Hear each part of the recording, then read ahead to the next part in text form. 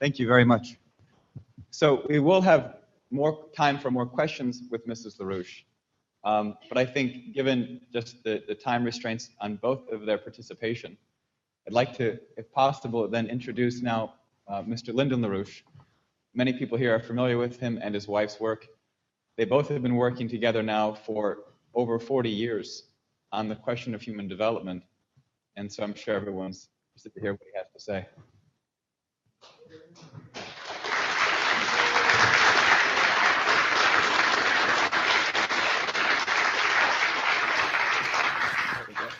All right. Well, Helga's covered a lot of territory right now, and it's impressive to me because it takes the burden off me, so that, as you can imagine, for example, there are several problems which are specific to the present situation. One is obviously a strategic situation, which Helga has touched upon in various aspects. There's also the question of what is the alternative to the collapse of civilization, which is now ongoing. I'm speaking specifically of the economy of the United States, the economy of Europe, and to a large degree the transatlantic region. Now, what's happened in the transatlantic region, which had been in a former period of time the great driver of progress, the United States, especially the United States at its peak as an economy, say, but since the time of some of our greatest leaders, we have been sinking down. We've been in a state of decline permanently from the time of the death of John F. Kennedy until the present time. That is, the death and the assassination of John F. Kennedy marked the beginning of a great collapse in the United States, of the economy, and of the morality of our people. The same thing happened somewhat in Europe, Western and Central Europe, the same kind of thing. Now, what we have, therefore, is a question, given the degree of collapse of the economy, of the industries, of the ability to produce in the United States in particular, as in Western and Central Europe, we've reached a point where this system, in its present form, cannot survive. We've reached a breakdown point in the system. The question is, how can we launch a recovery of the United States immediately, but also the transatlantic region and the world as a whole? How can we do that? Well, you look at, there's some good points in Asia which are very important, such as in China. China has a great potential now if it is encouraged and enabled to do that. Other nations in the Pacific region, some of them at least, also have a similar contribution to make. They are still on the upgrade, still making progress. China is most notable in this case. And it, of course, has been accelerated by the question of the military defense of China, which is threatened not by anybody else, but by the British system, Anglo-Dutch system, and by some degrees in the United States itself. So therefore, is it possible, given the fact that the trend of collapse in the United States, across the Atlantic into Europe, is it possible that these nations can recover from the collapse which is fully underway now? And that's the challenge. And what I want to focus on is essentially an approach to dealing with this crisis. There is no chance of a spontaneous recovery of the U.S. economy at this time. There would have to be the elimination of this current president of the United States, as of the Bush family representatives earlier. From the time of young Bush entering office the United States has been in an accelerating rate of general collapse. We no longer have significant industry. We have some local industries which are leftovers of a general wreckage. We are now at a point, as of this week, that a factor of active genocide has been introduced to the victims in the U.S. population. This is the new law put through in sponsorship of the current president. As long as that policy exists, the situation of the United States would be hopeless. That is, of the people of the United States. The hyperinflation is only a factor in this thing. So therefore, the question is, where can the recovery of economy and nations occur? My suggestion is there are some indications of ways in which we could integrate the recovery of nations such as the United States, together with the Pacific region. Because the Pacific region has not collapsed in the degree that the United States economy has collapsed, or the American economy of the Americans, for example. So therefore, that's interesting. We also have India is in a better state of affairs than the United States too. We have other nations, groups of nations, which have significant potential for some greater or lesser degree of recovery. Now, despite those limitations, there are two basic opportunities that stand before us now. One is what's called NWAPA. That's the great water project, which is the greatest project which stands before us now inside the economy of the United States and also Canada. That would be positive, but it's not being done. We've also had technologies which we have proposed. They have not been done. This is under Bush and under NWAPA. The United States is literally going to hell on this case. So therefore, what's the solution? How do we, apart from moving Obama out of the presidency, which would be a great boon to the world, and the United States in particular, what are the means that we could use now, which would be a starting point of reference for a general recovery of civilization on the planet? One thing, of course, is a proper view of Mars, of space exploration, of defense of space against large rocks, which we can, if they, in some cases, if they were hit Earth, one of these would actually terminate the existence of the human species on Earth. So therefore, these kinds of problems and similar kinds of problems are correlatives which indicate that there's something we have to do to defend the very existence of the people of the United States and of the world, and so forth. Also, the Mars thing has a very significant importance in this process. But the main thing here is, what's the immediate action? Well, since the beginning of the 1970s, we had the achievement of a provable case for thermonuclear fusion. This was done by, I was part of one of these teams involved in this thing during that time. But this thing was put under wraps. It was crushed. It was held back. We have never really done either what was called NWAPA, the great North American water power system. That's a great, which can still be done and must be done. We also have other problems of the same kind. But the main one is also the fact that China, in particular, and adjoining nations in Asia have not collapsed during the period that the European system has collapsed, the U.S. economy has collapsed, the South American economies are disintegrating, more or less. The tragedy of Africa, which is still a great tragedy, says, where can we go? What can we touch which would save the future of mankind? Well, already recently, we've had a collapse of income decreed by Obama. Obama's program, if implemented, and it is being implemented, prescribes genocidal collapse of large sections of the U.S. population. That's already in place under Obama. Now, if we were to be fortunate enough to remove Obama from office, then we have a number of options.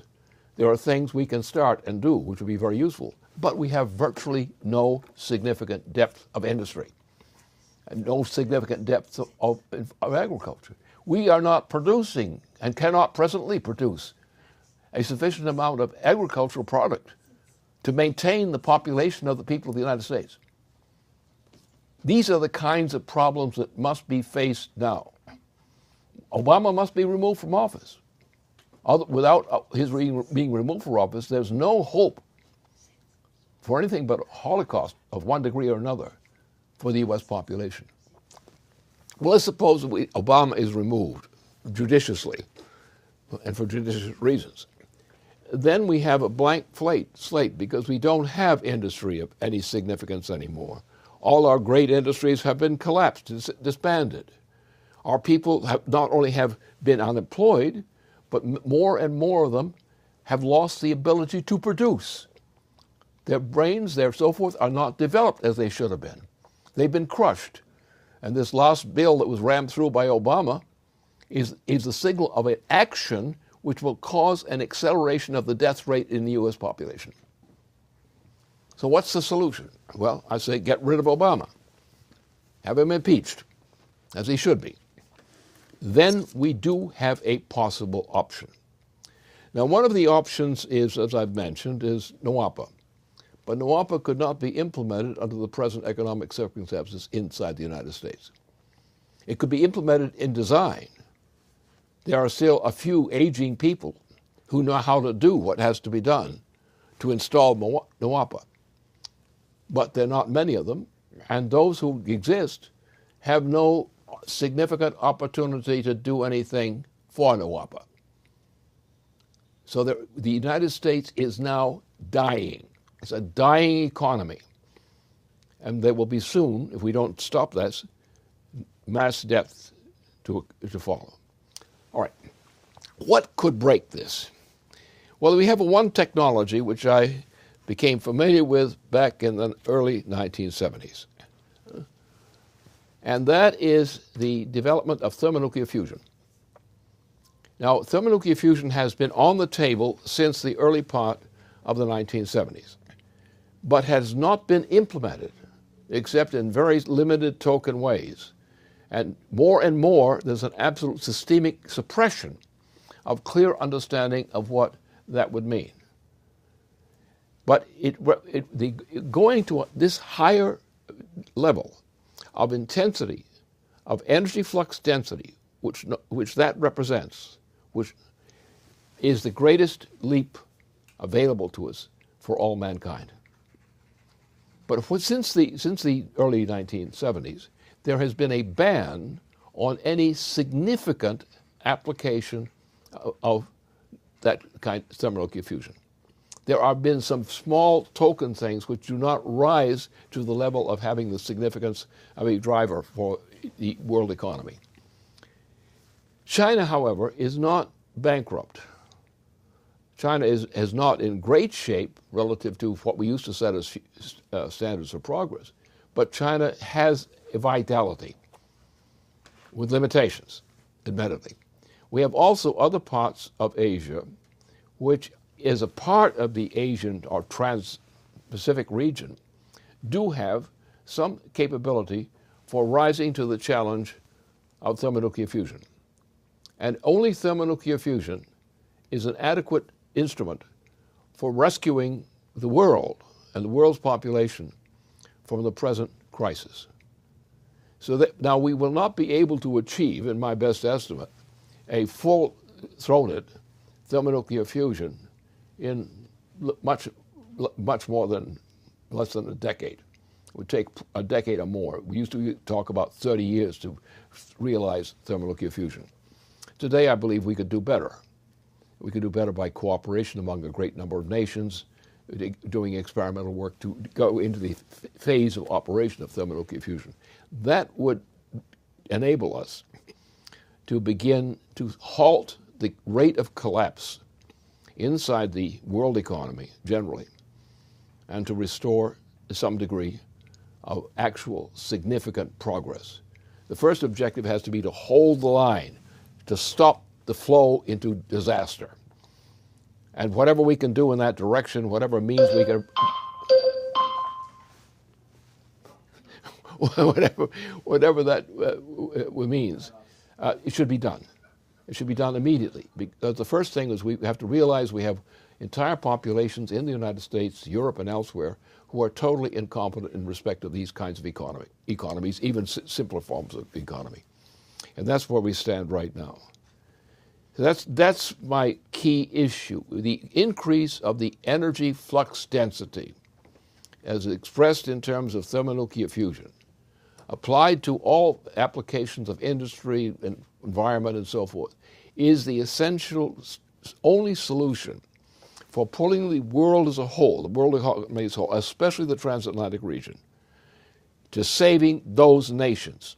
Frankly, you cannot save those nations without such measures. Even though it may take 10 years or more to get thermonuclear fusion actually operating on the level necessary, even experimentally. Nonetheless, the fact that we are committed to developing that technology means that we have an active chance. We can take areas like China, which still has the facility to make progress in that direction. Some other nations of Asia also have that. India has a certain degree of obvious capability. But the problem is the collapse of the transatlantic region is one of the greatest catastrophes. But why did it happen? It happened because forces that feared the United States and feared more than that what the United States had represented at its best. The destruction of that intellectual capability, the demoralization of the citizens of the United States, has brought us to the point that we are headed toward a general breakdown crisis. And what was started this week in terms of the Obama program for gradual genocide against the poor people of the United States is a warning sign. Take into account the fact that the food supply, the generation of food supply of the U.S. population is now on the negative side and getting worse rapidly. So this is what faces us most essentially. Those things. So NWAPA is key. Thermonuclear fusion, as I've indicated, is key. Now, what my approach is specifically this. I've proposed with my associates and others that we recognize that the region of the United States to the west of the Mississippi River is one of the great catastrophic areas. That's where some of the worst collapse is occurring.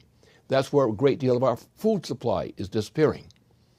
And you know some of the things in California also, similar types of collapse in this region, which had once had a great prosperity. The southern part of California had a great prosperity, despite all the faults in the system. And now it's tragic. So therefore, the only chance is to get us started in the direction of restoring a commitment to progress, energy flux density in progress. And I know we can do that. The question is, where's the will to back up the realization? The problem had been that the United States and Western Europe were particular targets for destruction of the capability of productivity during this whole period. It started essentially with George W. Bush Jr., who is one of our great catastrophes. Obama is the worst catastrophe ever to hit the United States. As we keep Obama in office, we're dead. The United States is dead. So this man must be impeached. Glass-Steagall must be reestablished. And we must have applied energy flux density programs for building up food supply, for rebuilding up production, for initiating production where it no longer exists, and defending our population's lives against the terrible conditions which have been put upon us successively by George W. Bush Jr. and by Obama. These are the two curses. If we have that kind of program we need and start it, we can win, we can survive. But we have to recognize that since the death of John F. Kennedy as president, the United States economy has been in a successively stage of decline, collapse. Don't kid yourself. This economy has collapsed since that time, it's at different rates at different times, but now it's full. The United States is doomed unless we find a change in direction of our economy. And the best thing is to tie ourselves closely into sections of Asia where they may not be perfect by our old standards. They are necessary as a part of finding the resources to begin to rebuild our economy and put our people back to work, get back into production. And the first thing to do is shut down Wall Street and shut down everything that represents that. Because as long as Wall Street is bleeding the economies of the United States itself is doomed. A way to do that, Glass-Steagall. Put Glass-Steagall into power immediately. and the tide can be turned. It will not be turned automatically, but it can be returned if we do that. That's where we stand. And since Helga's covered a lot of area, I'll now pass it back to you.